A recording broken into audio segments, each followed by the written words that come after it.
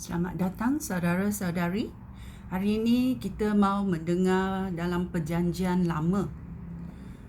Babak yang baru itu adalah Yeremia. Okey. Banyak babaknya dalam Yeremia. Mari kita bermula dan mendengar kata pengantar. Okey. Nabi Yeremia hidup pada akhir abad ke-7 dan awal abad ke-6 sebelum Masihi.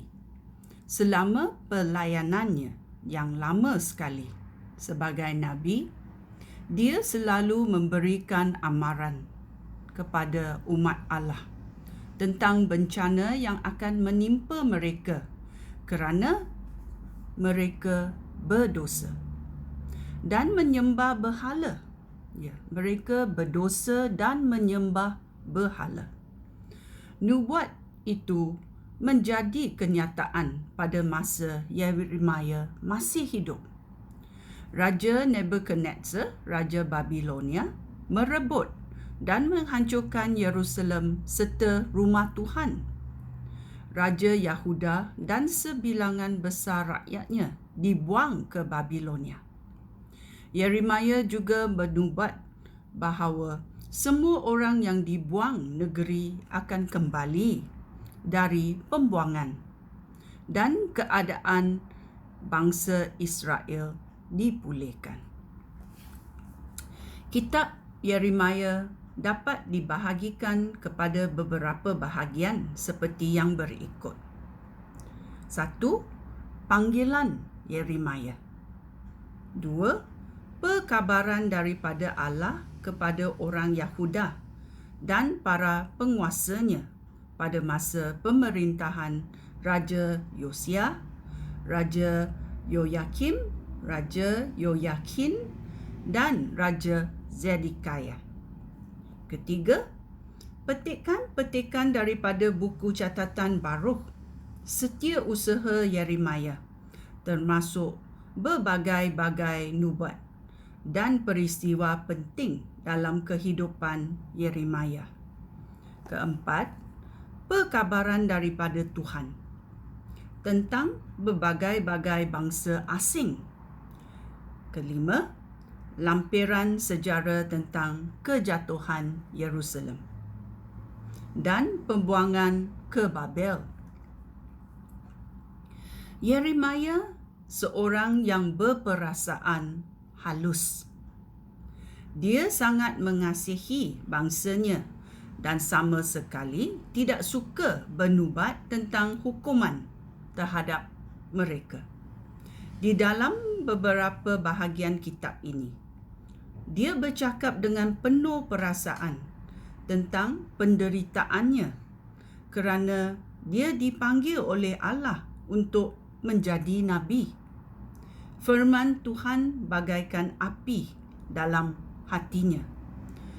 Mahu tidak mahu, dia mesti menyampaikan firman itu kepada bangsanya. Perkara yang paling indah di dalam kitab ini ialah kata-kata yang menunjukkan kepada sesuatu masa yang akan datang. Pada masa itu, akan ada sesuatu perjanjian yang baru dengan Allah. Umat Allah akan memegang perjanjian itu tanpa guru yang mengingatkan mereka, kerana perjanjian itu akan tertulis di dalam hati mereka. Ini berlaku bila Roh Kudus ada di dalam hati kita. Kita akan mengingat kembali apa yang kita belajar kerana Roh Kudus akan mengimbaskan kembali ayat Tuhan dalam hidup kita. Mari kita bermula dalam babak 1 Yeremia. Kitab ini mengandungi kata-kata Yeremia, anak Hilkiah, salah seorang imam dari kota Anatot di wilayah Benyamin. Tuhan berfirman kepada Yeremia pada tahun ke-13 pemerintahan Raja Yosia putera Raja Amon di Yahuda. Kemudian Tuhan berfirman lagi kepada Yeremia pada masa pemerintahan Raja Yokyakim, putera Raja Yosaya. Selepas itu, Tuhan berfirman kepada Yeremia beberapa kali sehingga tahun ke-11 pemerintahan Raja Zedekiah, putera Raja Yosia. Pada bulan ke-5 tahun itu juga, penduduk Yerusalem dibuang negeri. Panggilan Tuhan kepada Yeremia. Ayat 4. Tuhan berfirman kepada aku, sebelum aku membentuk engkau dalam rahim ibu kamu, dan sebelum engkau dilahirkan, aku sudah memilih dan melantik engkau, Yeremia, menjadi nabi bagi bangsa-bangsa. Yeremia menjawab, "Ya Tuhan, Raja, aku tidak pandai bercakap kerana aku masih terlalu muda." Tetapi Tuhan menjawab, "Jangan berkata bahawa engkau masih terlalu muda. Pergilah kepada orang yang aku suruh engkau pergi, dan beritahulah mereka segala sesuatu yang aku perintahkan kepada kamu. Jangan takut. Jangan takut terhadap mereka kerana aku akan menyertai engkau untuk melindungi kamu. Aku Tuhan telah berfirman." Kemudian Tuhan menghulurkan tangannya menyentuh mulut aku dan berfirman, "Dengarlah, aku memberi engkau firman aku yang harus engkau ucapkan. Pada hari ini, aku memberikan engkau kuasa atas bangsa dan kerajaan untuk mencabut dan menjatuhkannya, untuk membinasakannya dan menggulingkannya, untuk membina dan menegakkannya." Ya.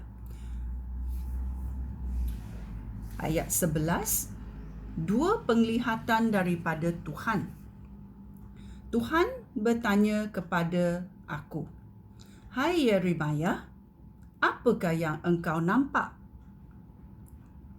Aku menjawab, "Sebatang dahan pokok badam." Tuhan berfirman, "Benar, aku sedang berjaga supaya semua yang aku firmankan menjadi kenyataan." Tuhan bertanya lagi kepada aku, "Apa yang engkau nampak?" Aku menjawab, "Aku nampak sebuah periuk yang isinya sedang mendidih di sebelah utara, dan periuk itu hampir terbalik ke arah sini." Tuhan berfirman kepada aku, "Malapetaka akan berlimpah dari utara dan menimpa semua penduduk negeri ini, kerana aku akan memanggil semua bangsa di sebelah utara datang. Raja-raja mereka akan mendirikan takhta di pinggir pintu-pintu gerbang Yerusalem dan di sekeliling temboknya, dan juga di sekeliling kota-kota lain di Yahuda. Aku akan menghukum umat aku kerana mereka berdosa. Mereka meninggalkan aku dan mempersembahkan korban kepada tuhan-tuhan yang lain.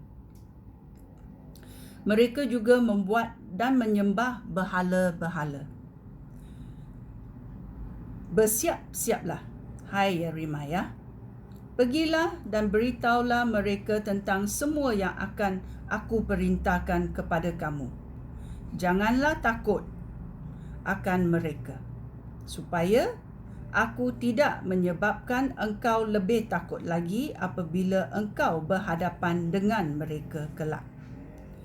Dengarlah, hai Yeremia, engkau akan ditentang oleh semua penduduk negeri ini, iaitu raja-raja Yahuda, para pegawai, pemerintah, para imam dan rakyat. Tetapi pada hari ini, aku memberi engkau kekuatan untuk menentang mereka. Engkau akan menjadi seperti kota berkubu, seperti tiang besi dan seperti tembok gangsa. Mereka tidak akan mengalahkan engkau kerana aku menyertai engkau untuk melindungi engkau. Aku Tuhan telah berfirman. Ya. Penglihatan daripada Tuhan yang Yeremia nampak dan juga firman yang Tuhan